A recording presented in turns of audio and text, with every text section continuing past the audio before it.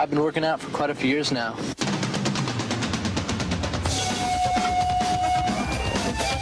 I found it's easier to stay in shape when I do a lot of different things. That way I never get bored. So I never quit.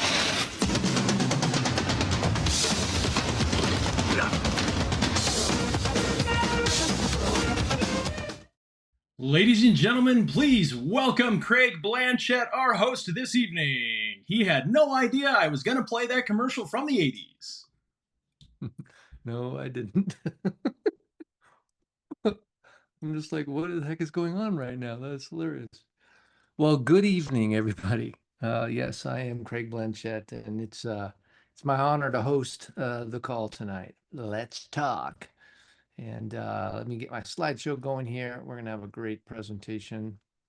Hopefully, you guys will enjoy it as much as I did creating it. So tonight we're talking about the mental game, and it's kind of getting into our brain because all of our habits and all the things we do start with feelings or emotions or stuff in our brains, and that transpires into the choices we make, the words we use, and ultimately the bodies that we get to live in.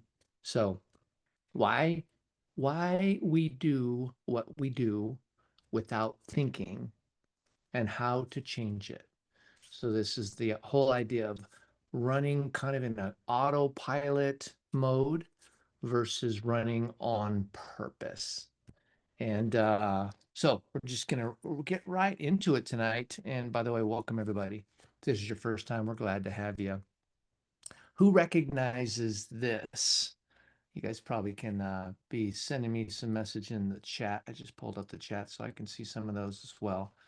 But who recognizes that? You know, in the middle of the day or you're in the evening and you're walking over and to the fridge, you're looking in there and you're wondering, you're saying things like, well, I opened the fridge and I forgot why am I in here? How did I get in here?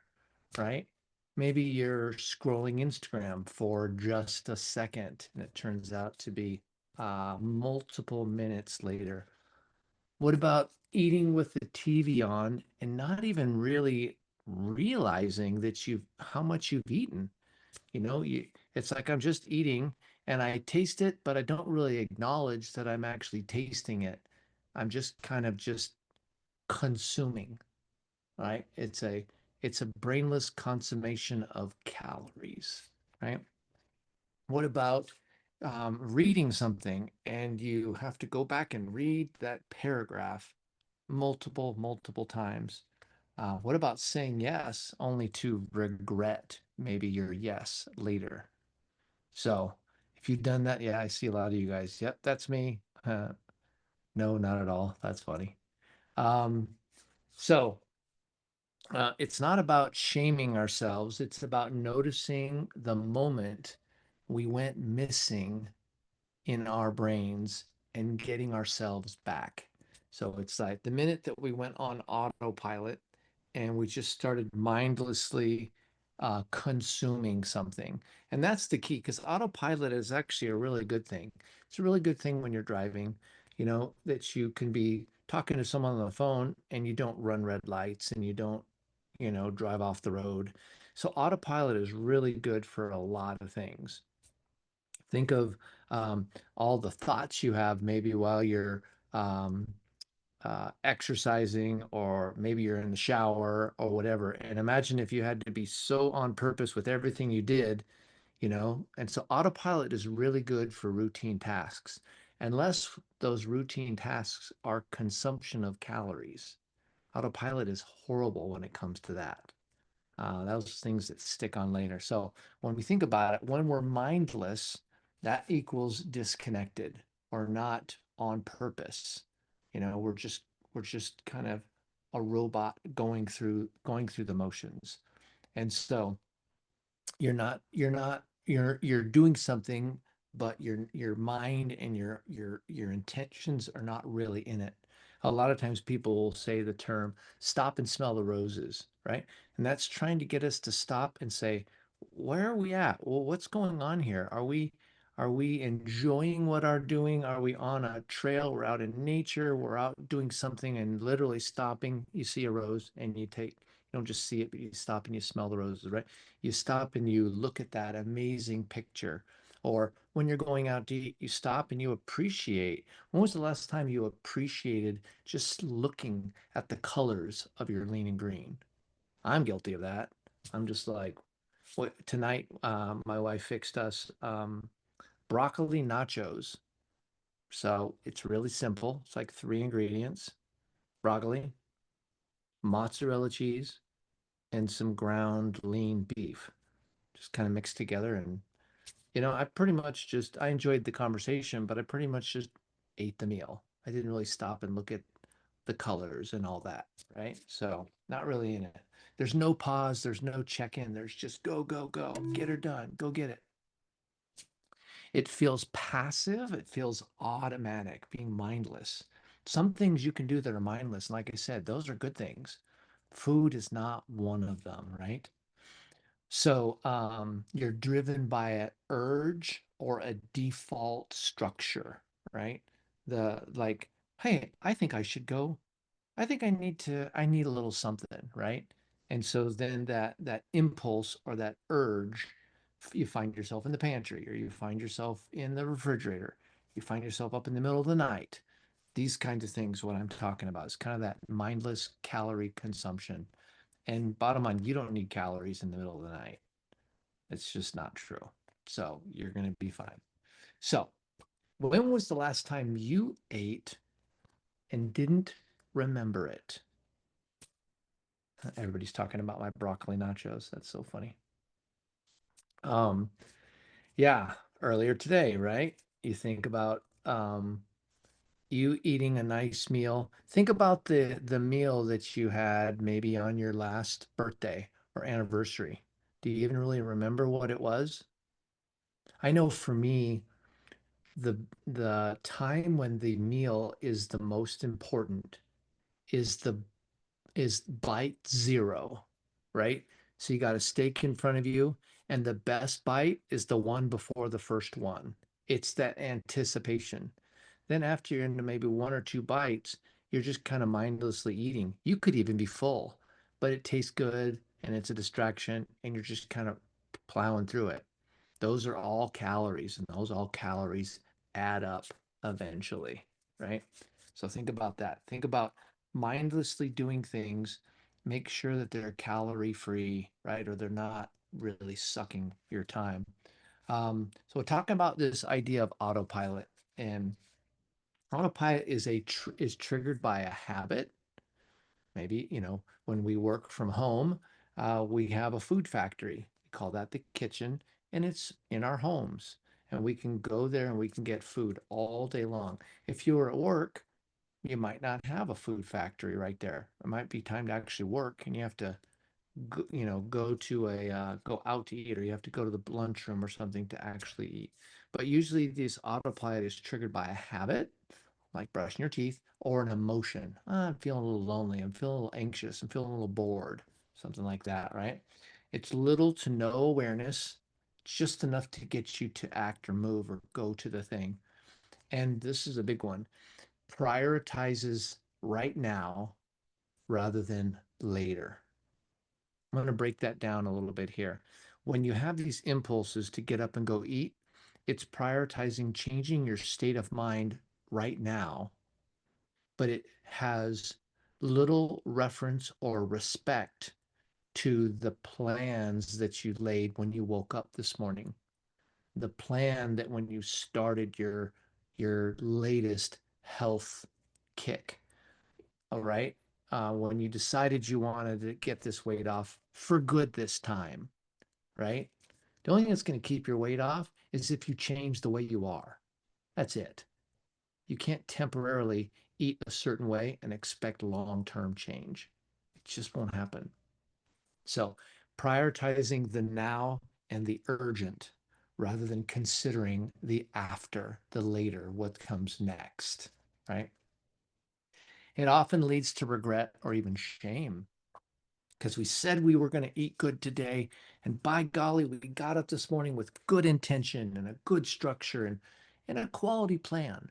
And then as the day went on, we find ourselves jonesing for something. Maybe we got into a little autopilot. Maybe we were trying to distract ourselves from things in our day that we didn't like. And so we find ourselves going off our plan, changing our plan. And that urgency to change your plan usually is a bad decision. It's not a decision that considers tomorrow. It only considers now, right? So there's some trade-offs here. Here's the big trade-off. Comfort now versus confidence later. So we got two different loops here. We got the autopilot loop, right? You got the impulse, the mindless action. Impulse, mindless action. Those top two ones just swirl around. Impulse, mindless action. And that leads to short-term relief, but a long-term consequence. And what is that long-term consequence? Consequence. I noticed I spelled that wrong just now. Thank you for that. But think about that short-term relief, long-term consequence. And that long-term consequence is you've done about 50 different diets. And the one you're on right now ain't working out too good, right?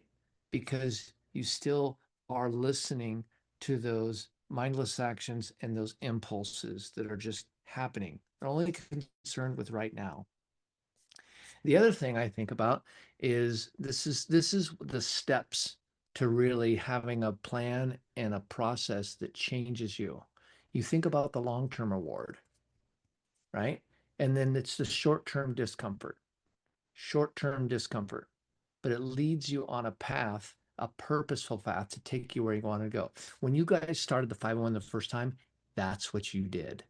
You were on that purposeful path, right?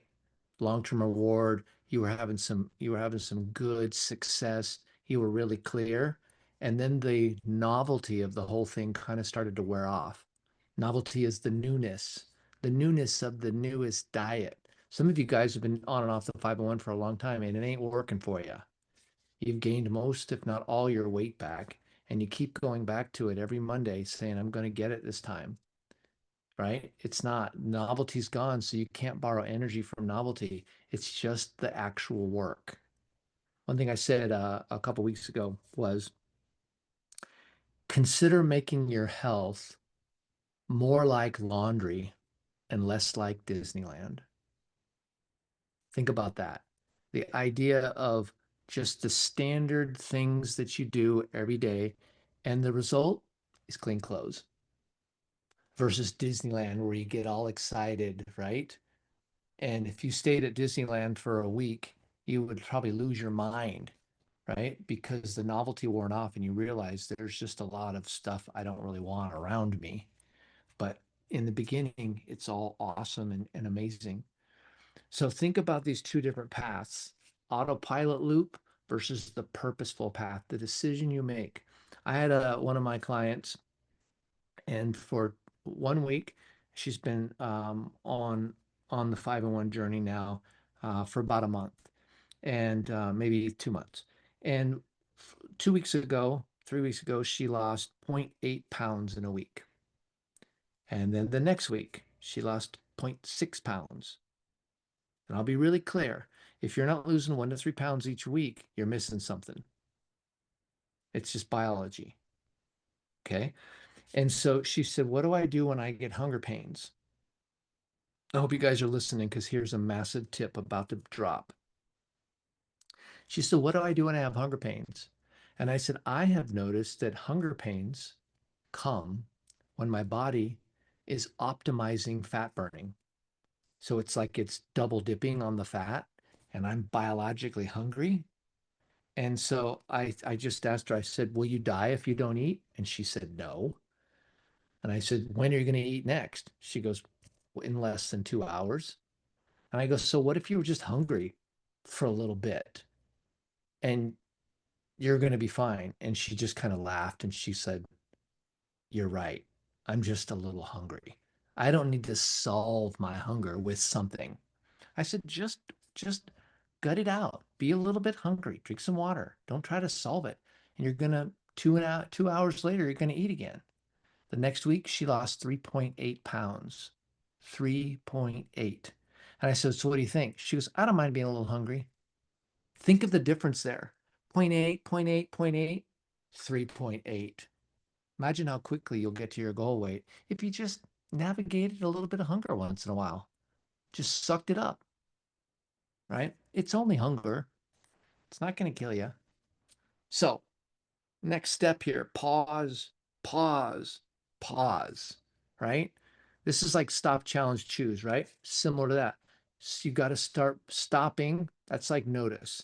Notice, why am I in the kitchen? Why am I standing in front of this refrigerator? Ask yourself, or you have the thought, I think I need to go into the kitchen. I think I need to go find a little something, something, right? If you ever say a little something, something, put a one in the chat, right? And then ask yourself, why now? Right? Yeah, you guys are awesome. Why now? Why do I think I need to go get some food now? Right? And you may look at your watch and you say, is it within the hour of fueling? 2 hours is the earliest, 3 hours is the latest. Don't go over 3 hours, people. It messes with your blood sugar. Favor 2 hours more than 3 hours, right? And if it's not time to eat, then you have to make a decision to choose to eat on purpose and choose not to eat on purpose. Many of the folks I work with, they'll say, well, I wasn't really hungry, so I didn't eat. And I said, why are you letting hunger determine whether you're going to eat or not eat? Why don't you eat on a schedule, right? Eat when you have purposed to eat, and it's less than 3 hours. Those are those windows that you got to hit.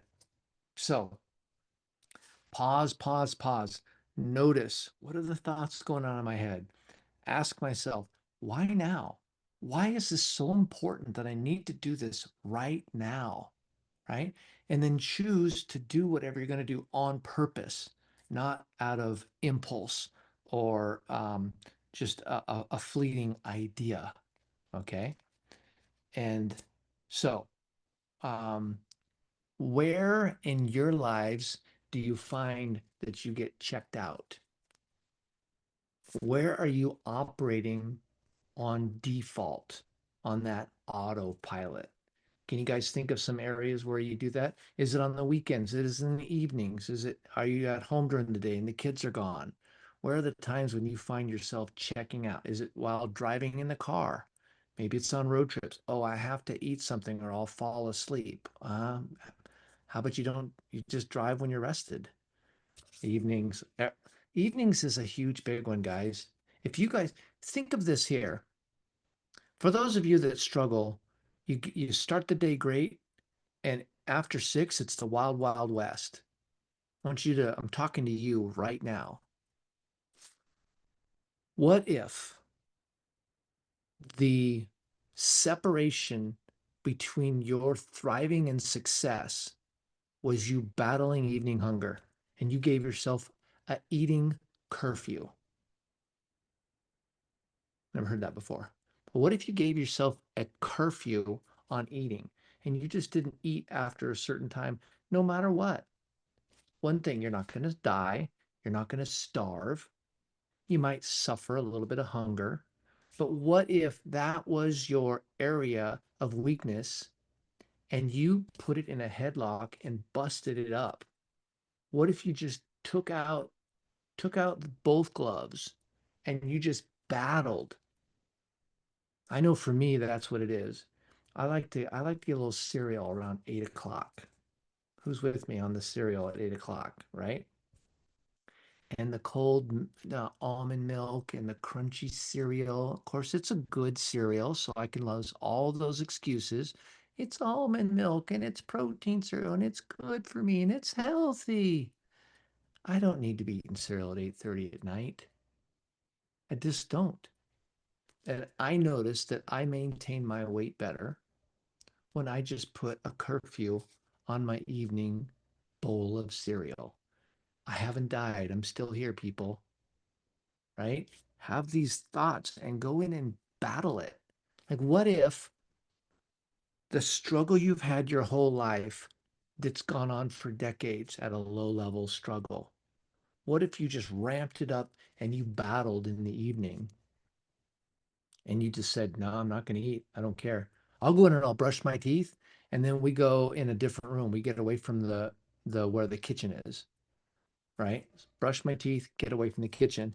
And then I just tell my wife, I'm not getting out of bed tonight. I'm not going to go eat. And I talk to myself, nope, I'm just not going to do it. I know I could, and I know I think I want to, and I know it's healthy, and I know all those things. Nope, it's just not happening.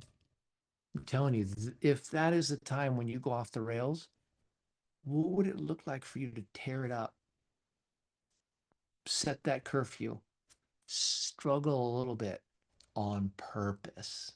Ugh, it's so good. Oh man, I just think some of you guys you're this close to a breakthrough that's going to change your whole life. And you're going to just be like, you're going to wake up the next morning and you're going to, this is what I do. I go, nailed it. Everybody, where you're sitting right there, just imagine yourself, close your eyes, just go, nailed it. Right? You wake up in the morning and you know you kept your curfew, you kept your promises to yourself, and you were eating on purpose at the right time, and you wake up, nailed it. Right? That could be you. Why wouldn't it be you? Have you disqualified yourself? I don't think so. I think you're just one more day away. Let's get some. So, um, the weakness versus wiring your brain. It's not going to be easy. Don't expect it to be easy. You want to stop and you want to observe yourself. Why am I thinking what I'm thinking? Why am I feeling what I'm feeling? Why is this so important to me right now? Why is this little darn innocent cupcake such an important thing to me right now? Why is it got its hooks in me? To me, man, when my flesh starts to kind of creep up and it wants to dominate me, I'm like, oh, sucks to be you, flesh. Now you're not getting any of it. If I'm thinking about fasting and I'm really struggling with it, that's double dog dare you reasons to fast that day. Whatever that is, when your flesh is really wanting to avoid it, lean into it, crank it. I know when I do cold showers, and man, I'm in the shower going, I don't think I need a cold shower today. And I'm having this little battle in my head. I don't need to do that, even though there's all those benefits of endorphins and all that stuff in my head. Oh, it's all good. No, I don't need to do it. And now I'm definitely doing it. When you feel yourself trying to talk yourself out of it, lean into it, right? Observe yourself. Our brain seeks ease plus reward. That's autopilot. Ease plus reward. Oreo cookies, anyone? Right? Ease, reward, double stuff. I don't like double stuff, but impulse, right? And mindlessness doesn't take much energy to really work at that. You just kind of go with the flow. You're an innocent bystander in the demise of yourself. Where did that sentence come from? Yeah, an innocent bystander in the demise of yourself. What if you were on purpose, not on autopilot? You know, you think about, I'm going to enjoy this now, and then I pay the consequences later. I beat myself up.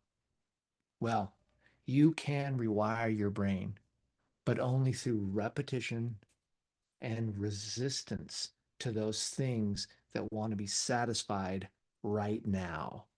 They want their due and they want it right now, and they do not care about tomorrow. I'm sure circumstances happen with you guys where you have been like, I know this cinnamon roll is not going to be good for me, but I'll get back to my XYZ tomorrow, right? Or you've lost weight on the 501 and you've gained it back, and somewhere in your little brain there's this little voice that says, I can lose this weight like I did the first time anytime. And it's that complacency of certainty where you think, I can lose it again. Oh, just not today, though. I'll get to that tomorrow. Oh, I can lose it again, just not today. I'll get to it tomorrow. There is no tomorrow, right? Actually, yesterday you said tomorrow. So what's it like to just struggle a little bit, but struggle on purpose with intention for the right reasons, that your future self gets to wake up in the morning and says, are you ready? Are you doing it with me? Nailed it. Come on, do it with me. Nailed it. Right? Think about waking up in the morning and just being like, yeah, I battled yesterday. You can rewire that brain of yours. I had some challenges here as we're finishing up tonight. Um, One of the things that I was doing today, because I was putting the finishing touches on this presentation, and I was trying to come up with these graphics and different things. And so I use AI to create graphics. And so what was very interesting that I stopped and noticed, it says observe yourself. And as I'm working on my presentation, I'm actually doing it with me. And I'm like, well, it takes 3 to 5 minutes sometimes to create a graphic. And so I'm like, well, maybe I'll hop on social media while I'm waiting for this graphic to do. Or maybe I'll go into the kitchen and I'll get a little something, something, or maybe and I just kept getting distracted with these little things instead of just being patient and being present and not having to have every minute of my day be occupied or consumed with something. I just can be patient and wait for the graphic to come up, right? And I was just noticing all of these little things in me today that were just trying to pull me away and distract me from this and distract me from that. My wife and I are watching the show Alone right now, and they've got a lot of time to just sit with their thoughts. And they have work, sleep, eating, and finding water. That's about all they have. They don't have any other things to distract them.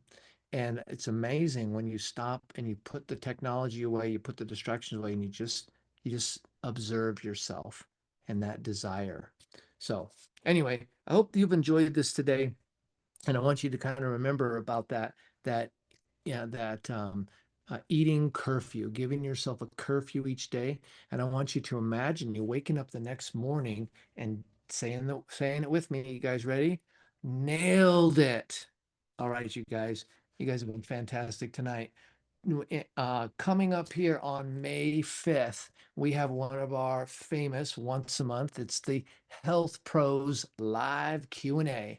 And so we loved bringing those back after so many years, bring those back to the forefront here. And we get to talk to our health professionals and ask them questions and all of that. So you can tune in next week for the Health Pros Live. So thank you everybody for joining us, and we'll see you next time.